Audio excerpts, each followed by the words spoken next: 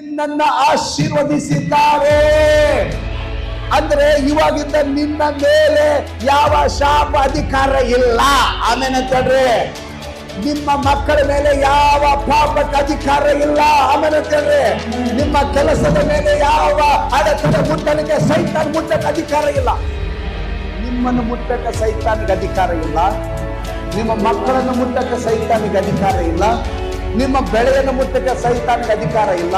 ನಿಮ್ಮ ಆರೋಗ್ಯವನ್ನು ಮುಟ್ಟಕ್ಕೆ ಸೈತಾನಿಗೆ ಅಧಿಕಾರ ಇಲ್ಲ. ನಿಮ್ಮ ಹಣ ಕಳ್ಳತನ ಮಾಡಲಿಕ್ಕೆ ಸೈತಾನಿಗೆ ಅಧಿಕಾರ ಇಲ್ಲ. ನಿಮ್ಮ ಆರೋಗ್ಯ ಕದಲಿಕ್ಕೆ ಸೈತಾನಿಗೆ ಅಧಿಕಾರ ಇಲ್ಲ. ಯಾಕೆಂದ್ರೆ ನೀನು ಯೇಸುವಿನಿಂದ ಆಶೀರ್ವಾದ ಹೊಂದಿದ ಮಗನು, ಹೊಂದಿದ ಮಗಳು.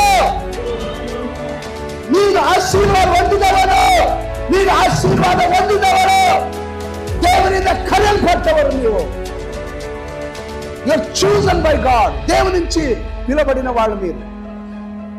ఇప్పుడు మీ మీద ఆశీర్వాదం ఉన్నది.